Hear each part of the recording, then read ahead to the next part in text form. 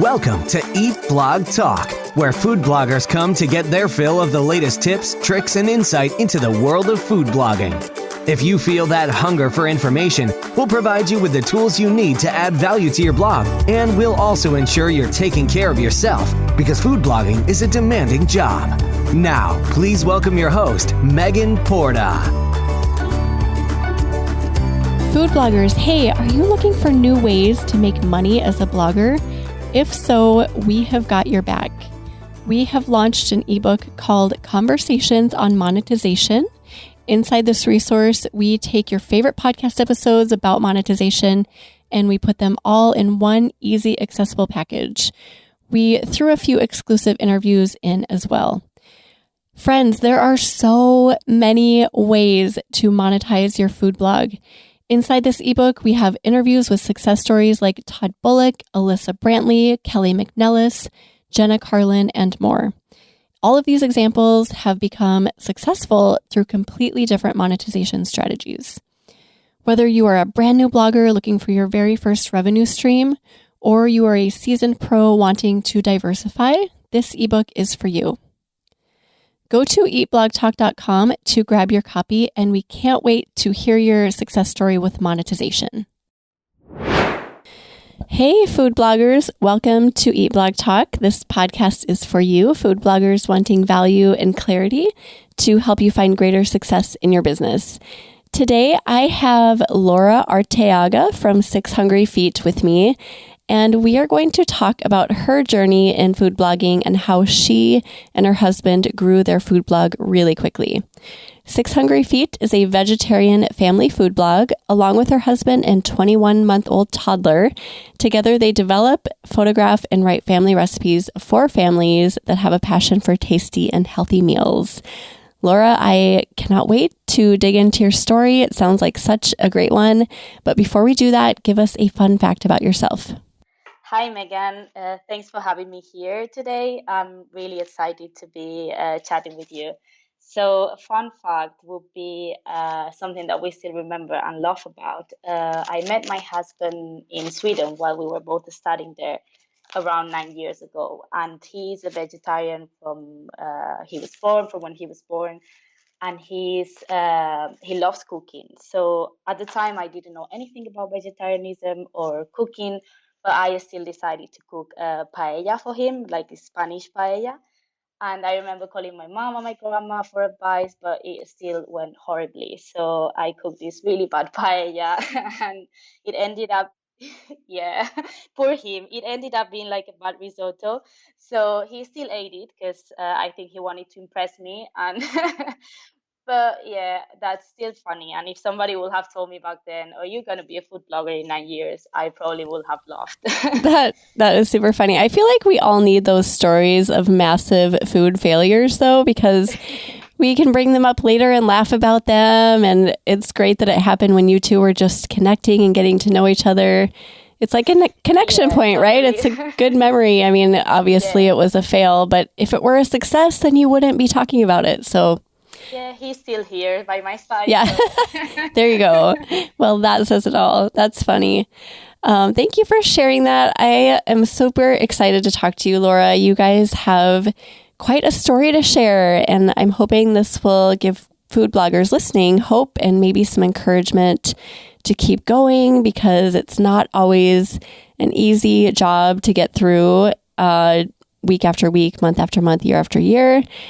So you took your food blog from 0 to 50,000 unique page views in less than 8 months while keeping your non-blogging jobs, right? And raising a toddler, which all of that just seems crazy overwhelming. So I would love it if you would talk through your story. How and why did you start food blogging, and then bring us up to today? So we started our food blog in April this year, when everything went a bit crazy all over the world. So we are in Spain, and we had a really strict confinement here. So we were allowed to go out of the house just for food shopping, and we weren't even allowed to go out for a walk. So at the time where we spent all our time at home, and our toddler was still 1 year old, so he was having different naps during the day. And that gave us some time to actually think of something that we really wanted to do, or we really wanted to start as a family. So I remember my husband told me maybe we should build something like a side project, because we don't know how this situation is going to impact our jobs, and we don't know how this year is going to go. So we thought, okay, what do we want to do? And we both love cooking. We have a really strong passion for food. And we decided, okay, why don't we do a food blog? Even if we didn't know anything about food blogging, we already had a blog, like a traveling blog back in 2016, because we were traveling quite a lot then. But that had to stop because we had Luca. But yeah, we basically decided that was what we were going to focus on.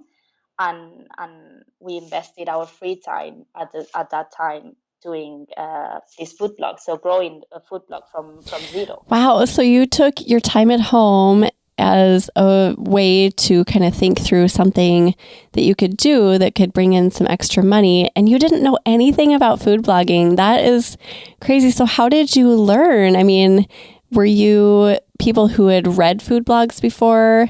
How did you even know that was a thing? Like, how did you get into that? So yeah, I normally look for recipes online because my husband, he's a natural for cooking. I'm not that natural. I need to check recipes and get some inspiration before I step into the kitchen.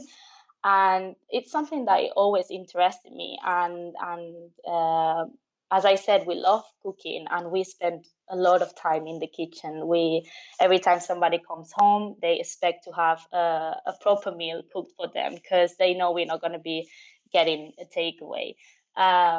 So yeah, we didn't know much about food blogging, but soon we realized there is this huge community of food bloggers that are more than happy to help. And any question we had, then it got answered. We kind of got motivated to do it, because we thought, okay, there is loads of people there that are actually gonna want to help us and that we can learn from. And they don't expect much in return. So at the time, we are kind of doing what we expected at the beginning, that was to get help from people that already knew what they were doing. Yeah, you're right. There's such a huge community here that when you figure it out, like so many people are willing to help you and get you through this journey and help you with any questions that you have. I think that is the basis for so many things, because if the community weren't big, that obviously would not be as desirable to launch into it. Yeah, it's not as easy. Yeah, so you asked around, you figured out what you needed to do to start, and then you just got started. Did you do a lot of research beforehand about like SEO or photography or anything like that? I already knew a little bit about SEO because of the about the travel blog that we had before. I didn't know as much either. And then my husband, he is passionate about photography, so that was a bonus because he already had a good camera at the point. We already upgraded it, but he wanted to get better at photography. Soon we're gonna start doing videos as well, and that's something that he is still learning, but he's really into. So it doesn't take much effort to learn something when you're really passionate about. So yeah, those two big points were already there. Oh, that's great. And I always say this, that everyone needs food. Everyone needs recipes. It doesn't matter what is going on in the world. There can be a global pandemic, but we still need food. So food blogging really is a good option. Whereas something like travel blogging, I mean, yeah, everyone loves to travel, but we can't always travel. And that has been more clear than ever in the past year. So I think food blogging, if there's any sort of blogging that anyone wants to do, food blogging is a good way to go. It is, yeah. And we are really lucky as well, because a lot of people are trying to go plant-based now, or eating less dairy, less meat products. And we already had that at home. Like, we don't need to learn how to cook yummy recipes without meat. We already do that every day.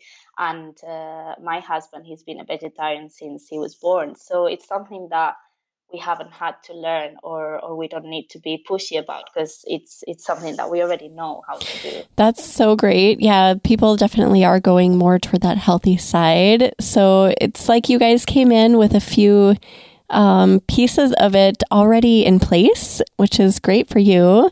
So you had a few things on your side.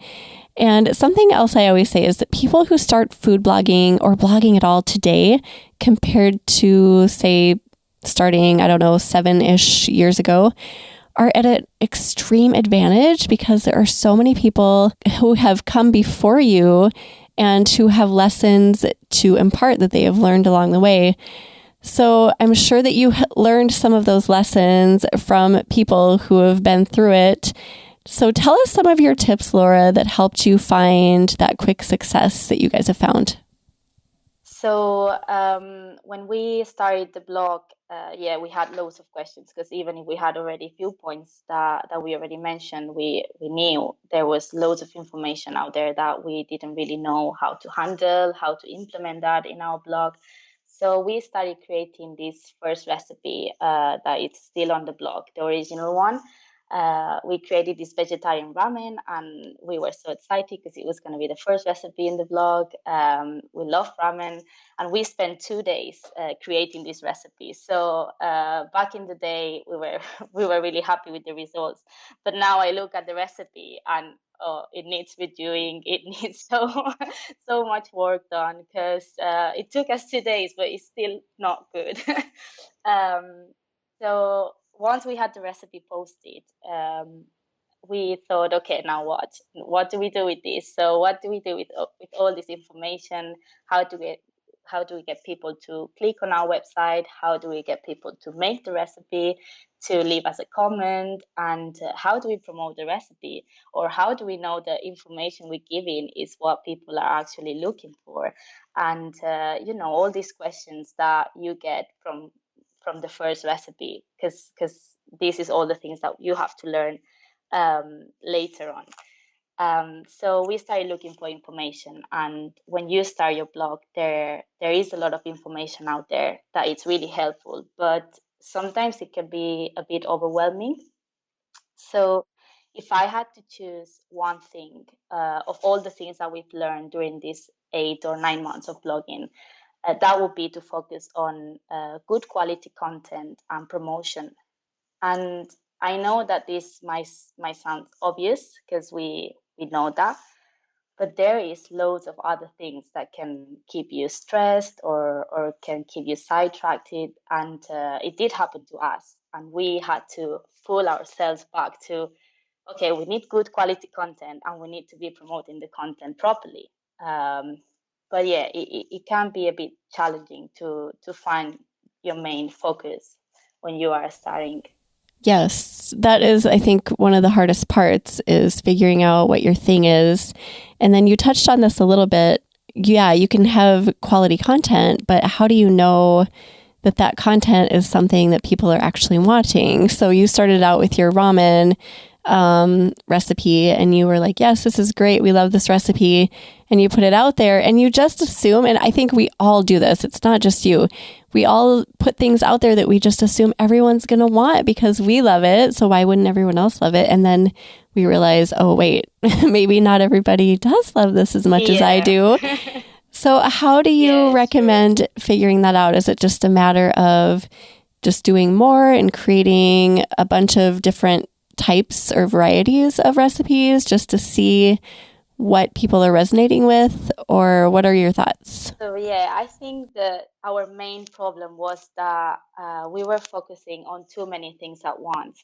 We didn't really just focus on creating the recipe and checking what was already out there, and comparing that content to our blog. So we were focusing on getting the recipe out, maybe putting it on Pinterest, having it on Instagram, and I think all that kind of diluted the result that we wanted to get from the ramen. So our recommendations in this, when you start in a blog, would be to have some things in mind from day one, like for example, building a mail list. So we made this mistake that was not having a proper sign up form where people could see it. So during the first 8 months of blogging, maybe we got 100 subscribers to our mail, and we realized of that a bit late. Then we said, okay, we need to do something about it. We need to add a pop-up window offering people something. So this last month we've been trying that, and we got over 10 times more subscribers in a than we did in the last 8 months. And I wish somebody would have told me that from the beginning. Like, I know when you start a blog, maybe you cannot offer much to your readers because you don't have enough content, but you can always have a sign up form where people can actually see it. And people that liked your recipe, they will already be in your mail list for when you are ready to send your first newsletter. And so this is something, for example, that I would say, yeah, that has to be there from day one. And then other things like, for example, Instagram or having your own Facebook page or creating videos, you might not need to have that from day one. It will come eventually, but I don't know. I wouldn't recommend to spend so much time, for example, on Instagram, following other people or liking other people's content if that's not your main focus. So if your main focus at the moment is to grow your content and to grow your audience, maybe spend a little bit of time on Instagram to have your portfolio or your best pictures there, maybe to have the account set up for when you want to start contacting companies to do some collaborations, or when you have a bit more time to invest on Instagram, but not from day one, because that's not going to drive traffic to your website from the beginning. It's really difficult to grow an Instagram account if you are starting from zero today. Oh, that is so true. And I think that is a message that newer bloggers need to hear, because there are so many food bloggers who have massive accounts. And when you're new, you get hung up on that and you see those numbers and you're like, what? How could I even get there? There's no way. So just hearing that from somebody who just started, I think is really good. So focusing on your content, get quality content out there, figure out who you're serving and what your thing is. And like you said earlier, Laura, don't dive into too many things at once. Just start simple and test with a few things, or maybe one thing at a time to see what resonates. The email thing is huge. I feel bad that you went for so long without knowing that. I know.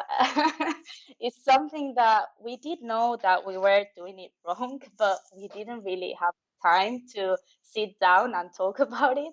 So we kept going through this conversation kind of argument with my husband, like, this is not working, this is not working.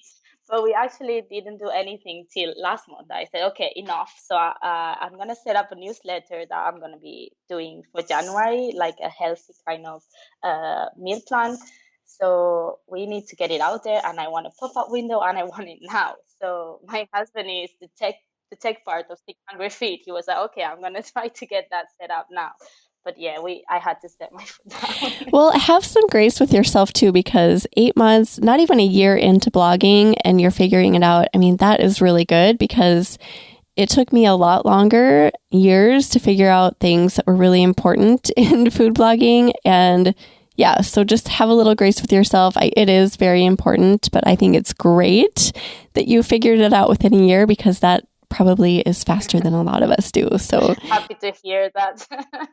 Good job for figuring out that was necessary. And then, yeah, the Instagram and Facebook setups, I think it's good to tell people to have your account set up. I mean, it takes like 2 seconds to open an account, right?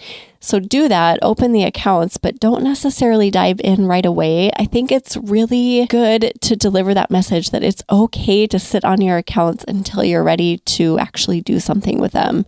Are you guys finally diving into your Instagram and Facebook accounts, or how long did that take you? So for us, when we started 600 Feet, the food blog, we already had the Instagram account set up, because I started that before doing the food blog. I just had an account while I was pregnant. I did it, so I call it 600 Feet. And I was just posting my food I was going to eat that day. And then my husband deleted all those pictures because he said they're horrible, so we have to start from zero. And then we started posting the pictures that we created for the blog. So that's it basically. What we do on Instagram is we put the new recipes there. Sometimes we share some stories if we are cooking in the kitchen, or if we have, something that we think people might like to see. And we just start doing some reels. But we try to not invest more than 30 minutes a day on Instagram, because it doesn't bring traffic to our website. And we already had some collaboration with companies that they came from Instagram, because that's where we find the companies that have products that can fit our blog. And yeah, the collaborations we've done so far, they've all come from Instagram. That's great that you started before you even started your blog, that you had the account set up and you kind of knew how it worked. And hopefully you were collaborating with some peers and, figuring out who you could connect with in the food blogging world. So Instagram does have benefits. It doesn't drive traffic, but I've met most of my food blogging friends through Instagram. So there is huge value in being there, but you don't have to be there all the time. 30 minutes a day is such a smart way to go about Instagram, especially when you're just starting out, because yeah, like you said, the traffic isn't flowing in from that source, but it is good to just kind of be present there for a little bit. I have days where I set a timer for myself, and 30 minutes is my kind of like timeline too for being on there. I will set my timer for 30 minutes, and when it goes off, I'm done because I feel like otherwise it can just suck you in and I don't need to be there. So why do that to myself? I have to do the same. Sometimes I go on Instagram to just post a picture, and I find myself looking at cute baby pictures. Yeah, So, exactly. Instagram has that. You can get sidetracked really fast, and I think we see Instagram more as a portfolio for our pictures. So it's a place that people can see what we do, what we cook, our photo style, find our website there, and a little bit about what we are as 600 feet. And we do the same with the Facebook page. So we have a Facebook page set up, and we post regularly, but we don't spend much time on it, because you don't reach many people on Facebook page. So we have, I don't know, we have like 1,000 followers there, but every time we post something, the people you're going to reach is not nearly that number. So it doesn't bring traffic directly if you post on your Facebook page. There are people who really dig into Facebook and Instagram and see huge, wild success. I am not one of those people, but they're pretty rare. But I think for the most part, it's more normal to just kind of let your Facebook page sit and collect followers over time. It's more of a long game for most people. That's not true for everybody. The good thing with Facebook as well is that you can invite all your friends and family, and they are going to be your biggest supporters from the beginning. So they are the ones that are going to be happy seeing your new recipes, and they're going to go inside the website. So it's a good place as well to let the people that your friends and family, to let them know what you're doing or what you started. So let's talk a little bit more about quality content, because you've said this a few times and you guys came into food blogging already having great photography skills and you knew how to build a post with decent SEO. So what are some other things we can do to make sure that our content is quality from the beginning? So before we start writing any of our recipes, what we do now, or what I do, because this is my side of the job, is I do a little bit of research that help me to create a good content, or content that people will want to actually read or look for. And this is something that I think everybody can do. The research I do, it's totally free, and for me it's really worth it. So the first thing I do, I ask myself if this is something that people will actually look for. If the answer is yes, then there's no question there, just go for it. So for example, one of our top recipes is this pad thai. We made a vegetarian pad thai, and it was one of our first recipes. I don't know if it was in 2 months of blogging, And it's still our top recipe because it's something that people know and people look for. And there is many recipes for vegetarian pad thai out there, but we kind of specified a bit more on the name, so we got good ranking. And yeah, if you create something that people are already writing about, even if there is so many food bloggers that already wrote about, I'm sure that you can give it the unique touch that your blog has and still add some value into that recipe. And then if the recipe you have in mind is something that people are might not actually look for, so if the answer is no, then you have two options. One option is to think of another recipe and say, okay, maybe I'm not gonna go for that one. But then another option is to check if you can maybe change the name into something that people will know or people will can kind of relate to. So a few weeks ago, we wanted to do this vegan sobrasada, which is a local product from where we live, and it's something really, really local. So we knew that we weren't going to get people looking for it in English. So this is something that is made with meat, and we veganized, and we made it with sunrise tomatoes. So we thought, okay, why don't we call it sunrise tomato pate? And then we put the vegan sobrasada in packets. And this is something that people can actually look for, or if we promote it and somebody sees, then they will know straight away what it is. Okay, I like sunrise tomatoes, I like pate, I'm looking for a spread to put on my bread, then maybe I will go in and look into this recipe. So that's something that you can do too. That's a great tip. So if there's a recipe that you're really loving, but when you search on Google to see if other people are liking it and it really isn't very visible, just give it a spin and change the wording so that people are more familiar with it. I think that's such a great tip. I don't think I've ever heard anyone say that. And I like that you just turned a recipe that maybe people in America wouldn't know and you turned it into pate, which they do know. And then how is that recipe doing? Well, it's good. Like we just posted, I think last week, and yeah, it's going good. It's not going to be our biggest recipe because it's something. It's a spread. So it's not main dish, but we are including it in some snack boards as well. So it's like linking into other recipes, and it's something that we make weekly, and we love it. We really love this at home. So I really wanted to get it on the blog, and we just thought, okay, let's do it this way, and then this way we can promote it, and people will actually know what we're talking about. Yeah, that's a great tip.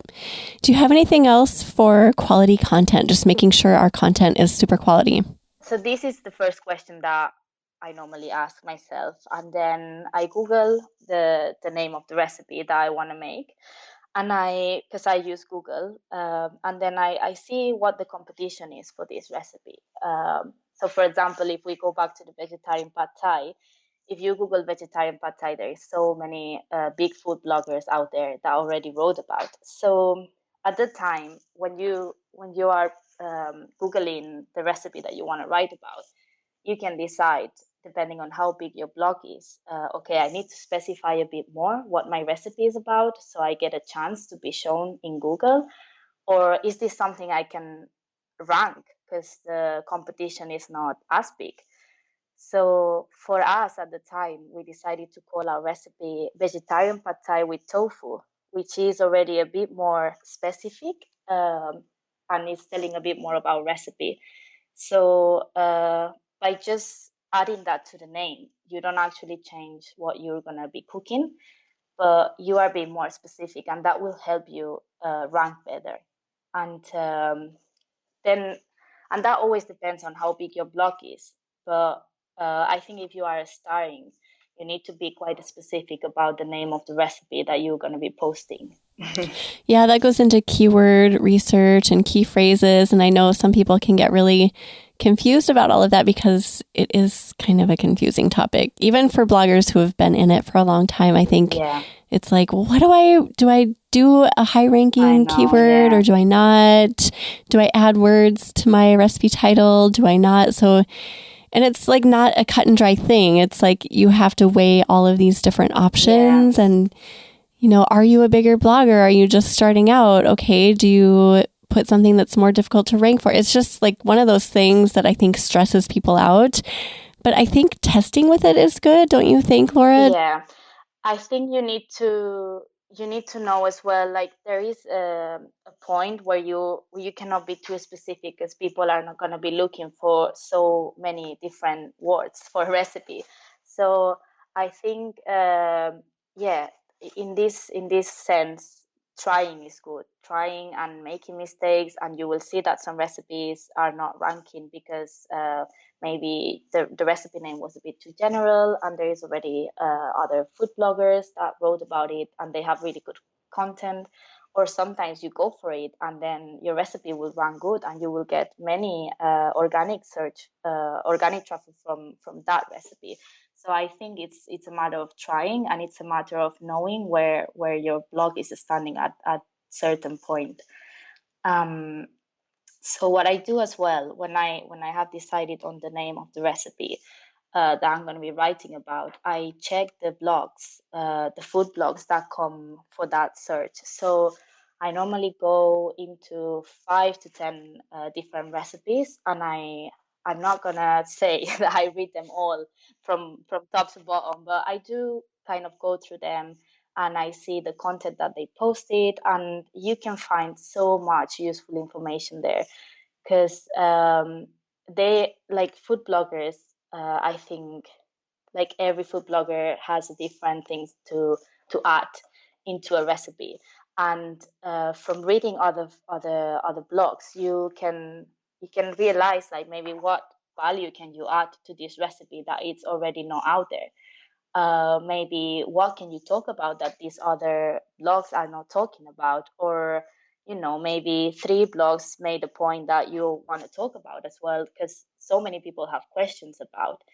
And something that I found really useful to do as well is to go through the comments, because people are asking questions, and sometimes the food bloggers will go back and write a paragraph about it, but sometimes they don't. They just answer the question, and you might think, okay, maybe I can talk about this in my post, because a lot of people have questions about it. Maybe it's an ingredient that they don't know where to find, maybe it's something that they don't know how to cook, or the time that you need to be cooking this, or so many questions out there that you need to decide which ones are you going to be focusing on answering, what's as well working for your niche. I think the strategy that you just talked through is the most underrated strategy out there.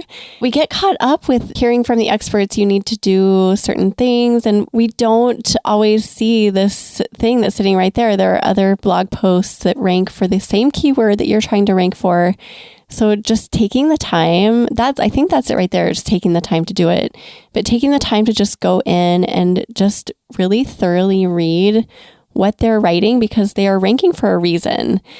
Something in their post is resonating with Google and they're ranking high. So go through it, read, and then see what speaks to you within their post. And going through the comments, Laura, is such a great suggestion. I've done that. No, I don't do that frequently, but I've done it before periodically. I should do it more.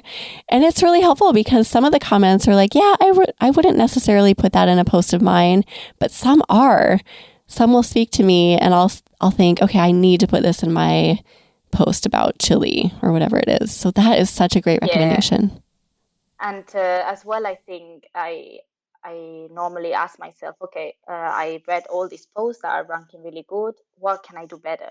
So what can we offer the readers that these people haven't really wrote about, or that they are not answering? Or how can I add value, basically, to all these posts that are already out there?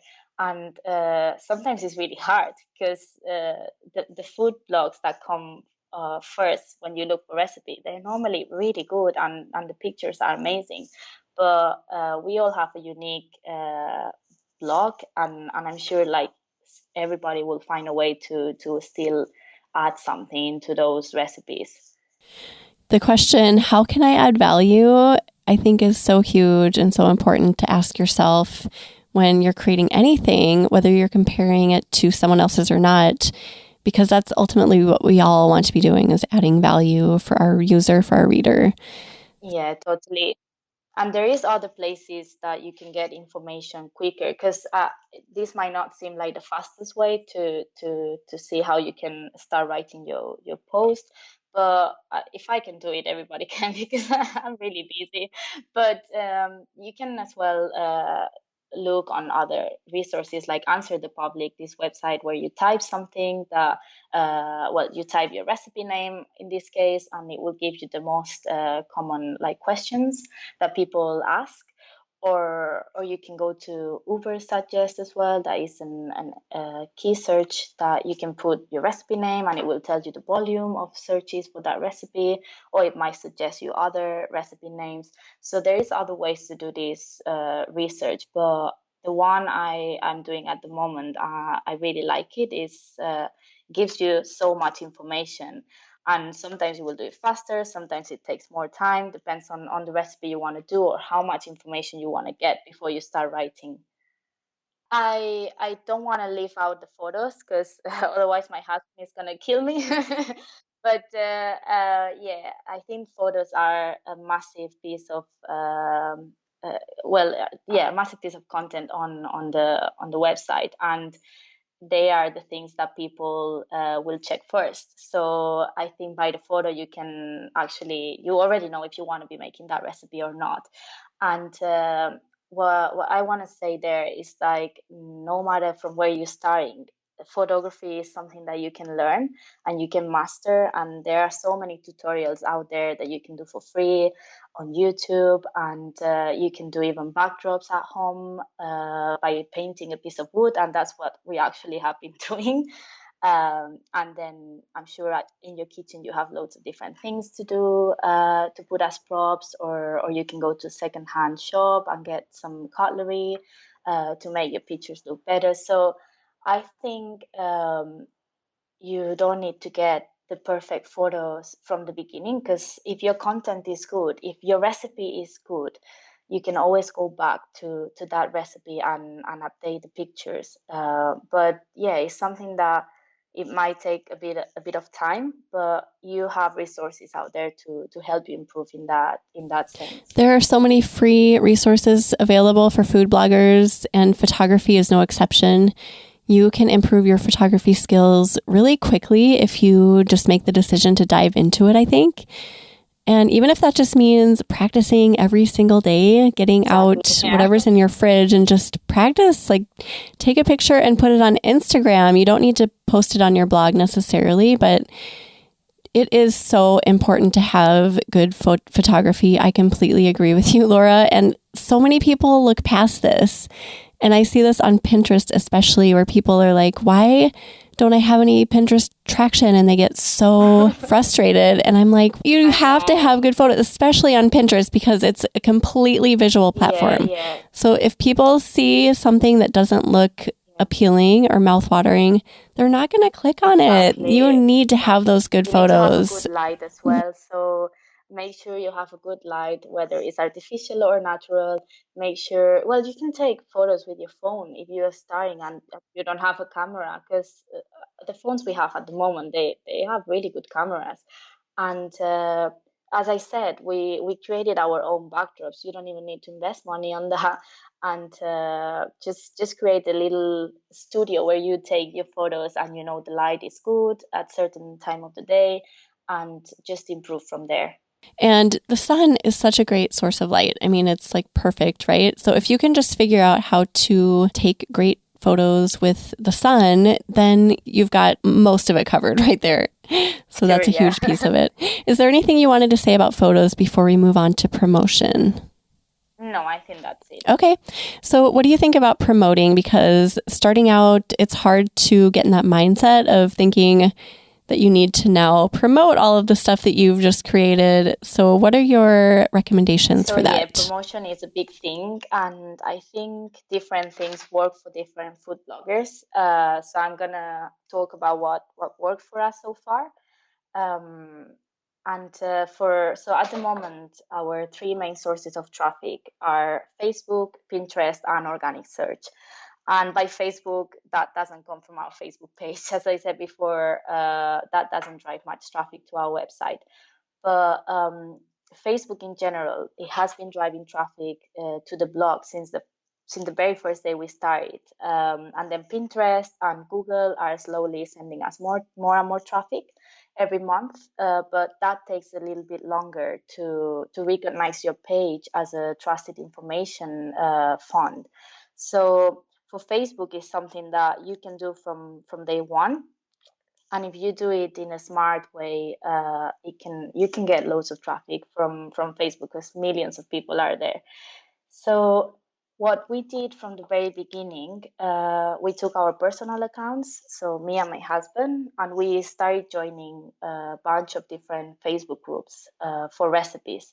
So we are a vegetarian family food blog, so we joined different groups that were related to that, where we could find people that actually shared an interest for food with us.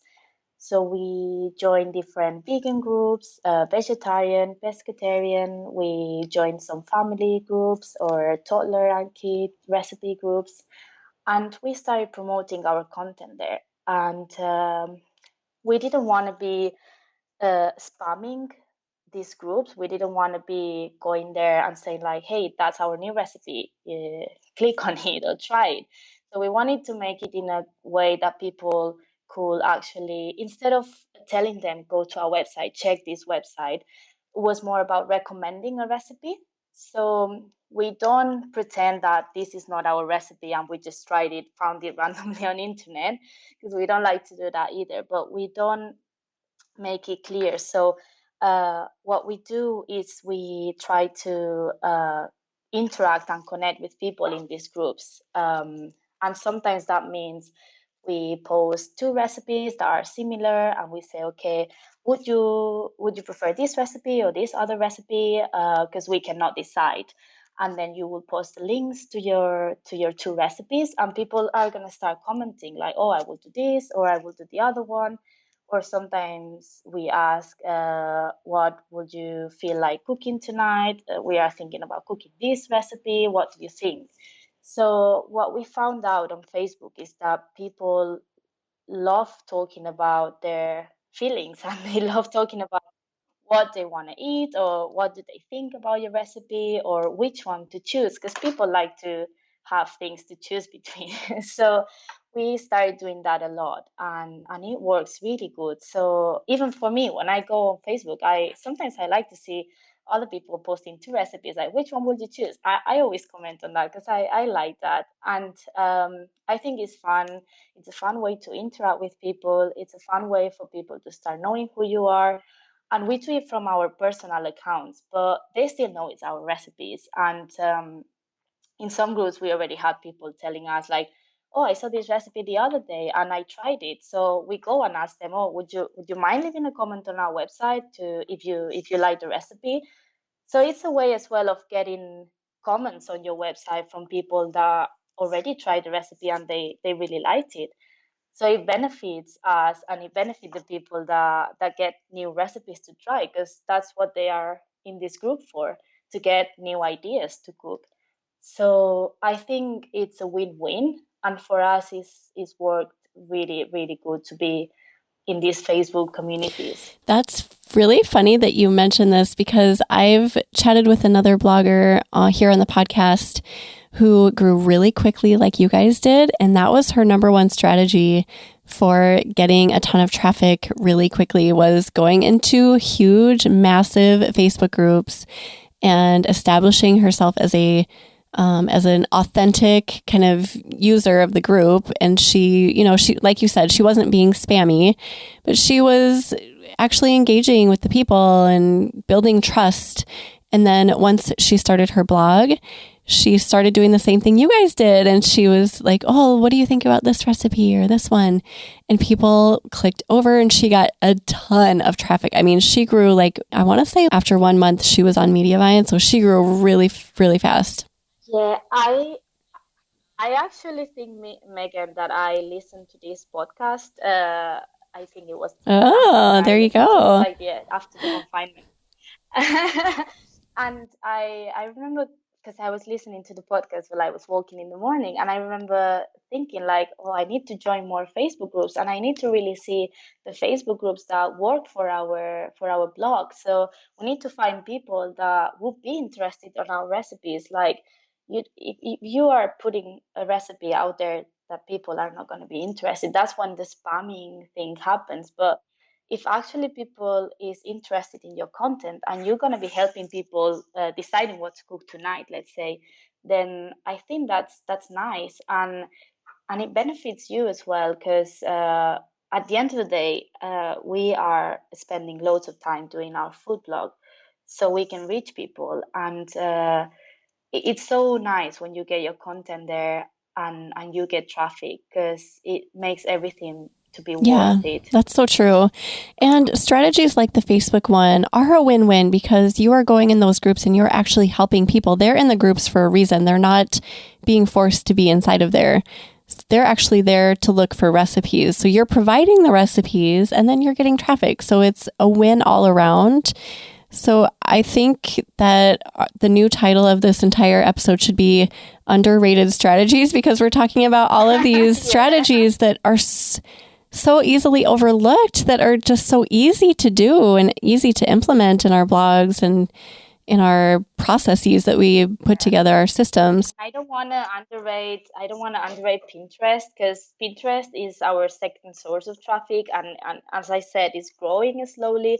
It's not giving us the results that we were expecting from the beginning, but I think it's an amazing platform to put your work out there, especially for food bloggers, because if I was using Pinterest before, it was to look for recipes, and I think we have a lot to add into the Pinterest platform. But as I said, like, Facebook is just so much worth it for us at the moment, and it gives you a true review as well, because everybody feels like free to speak on Facebook, and sometimes they will say mean things as well. Like, I remember one time I posted a vegan nut loaf in a group that is not for vegans. It's just called Easy Recipe Group, and I got loads of bad comments like, "Oh, this is so dry.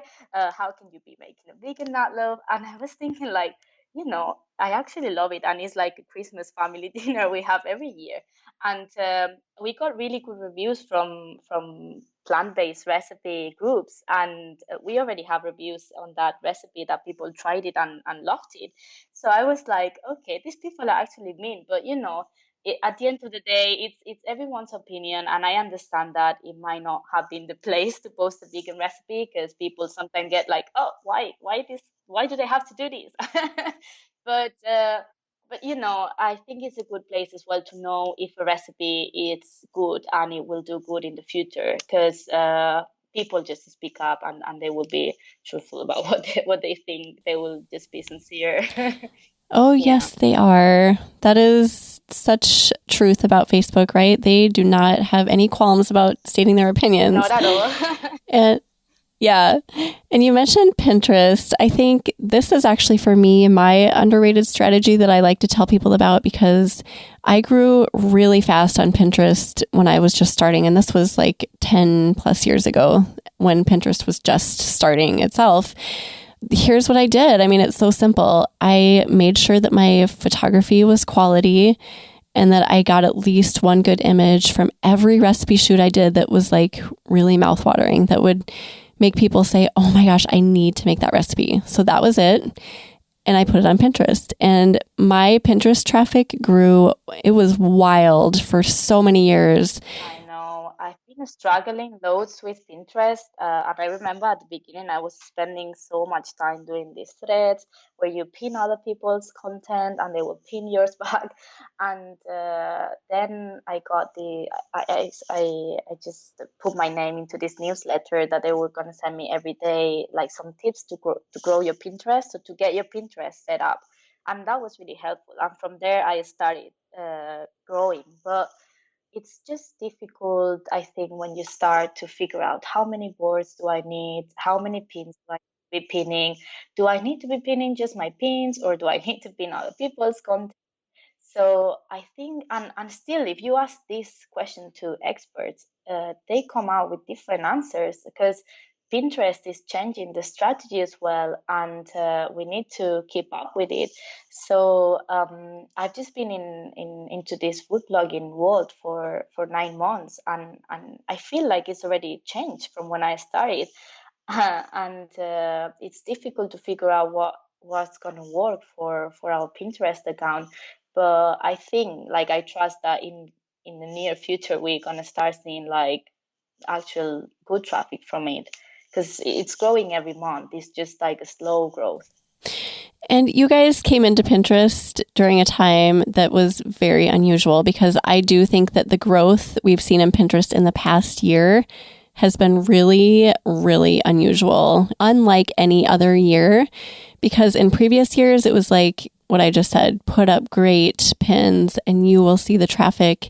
And now that is not the case. Things have changed so drastically. So now it's like, okay, do the story pins that aren't giving you traffic, but do them anyway because that's what they want. And then they'll favor your other stuff, and then create video pin, so it's like really complicated right now.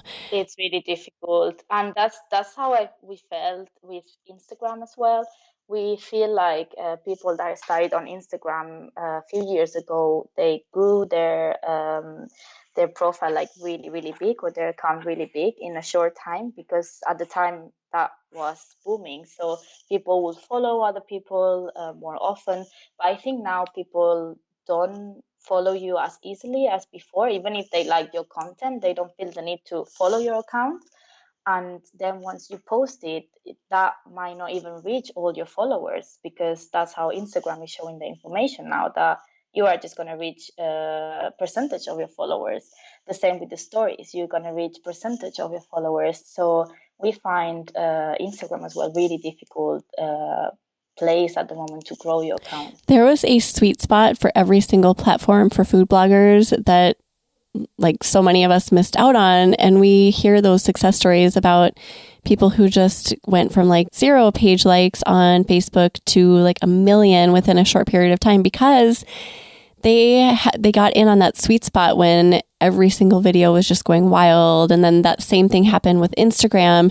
I got in on the Pinterest sweet spot, thank goodness, because I've like reaped a lot from my Pinterest traffic, but I did not get in on the Facebook sweet spot or the Instagram one. So I missed out on those too. Yeah, I'm in the Facebook group one now, so that might just go off in a few months. But I think at the moment it's something that it can work for many food bloggers. And what we do as well, the recipes that we have in our website are recipes that we cook. Not weekly, but we cook often. And some of the recipes we do cook weekly, some of the recipes we cook them like twice a week or twice a month. So what we do is every time we cook a recipe that it's already on our blog, we just take a picture with our phone, like a simple picture of me holding the plate, or our toddler holding the plate. So then we promote that as well as a recipe. Like we just say on the Facebook groups, like, oh, that was my lunch today. What did you guys have for lunch? So it's a way of starting a conversation. And I leave the link to the actual recipe, which happens to be our recipe on the blog. And that brings traffic again. So by that, I want to say to just not promote the recipe once it's fresh, post it in the blog. Like keep promoting the recipes, because I'm sure many food bloggers end up cooking loads of the recipes from their own food blog every month, and that's another chance to promote your content without taking the perfect picture or step-by-step photos. So yeah, it's a simple way that we find as well to keep promoting things every week. Repurposing, and that also, Laura, is another underrated strategy, I believe. Yeah. So I'm really glad that you mentioned that. Is there anything else you have about promoting? You've covered Facebook, how that was a really quick way to get your foot in the door and get traffic really quickly. Pinterest is great if we can ever figure out what's going on this year. Yeah. What about organic traffic? What are your thoughts on that? So the organic traffic, we have just recently started seeing like a big amount of traffic from that, from Google Discover, that I've never heard about before. So I'm a bit like bad in this sense, but for my knowledge. But we were just seeing this growth in organic traffic, and it came from Google Discover because apparently some of our recipes were gonna be showing there. But it's something that you need to be patient with, because I read that when I started the blog that it might take at least 6 months for Google to recognize your recipes as like a trusted place for information. And I think it's true. Like, it took us some months to start seeing traffic from organic search. But I think if your content is good and you have good pictures and your recipes, you're using plugins such as a recipe card. If your recipes have what Google is asking for, I think it will happen. Eventually, it will happen. You just need to be a bit patient in that sense. Yeah, and as well, I know we all try to write our blog post so it has all Google requirements, but we need to keep having personal recipes. Like, you need to keep showing who you are in your recipes. Why are you writing this recipe? And write a little bit about how you got to know the recipe. Is it a family favorite? Still, you need to have a bit of yourself on the blog, and while meeting other Google requirements. But I wouldn't get too crazy about it. Like, we've never been really upset about these things, and it seems to be working for us. So yeah. It's a balancing act, and I think it takes time just to figure out how to balance that. And it can be such a point of frustration for food bloggers because it is a longer game, and you do need that patience to get through it, because it's like you start making changes and you want to see results immediately, and that just doesn't happen with Google. I'm interrupting this to let you know that was part 1 of my episode with Laura Arteaga. And if you want to continue listening to part 2, you will need to go into the Eat Blog Talk community. You need to be a member to hear us talk about how Laura organizes all of this work that she does, and also for tips on free blogging resources and so much more. Go to eatblogtalk.com to become a member.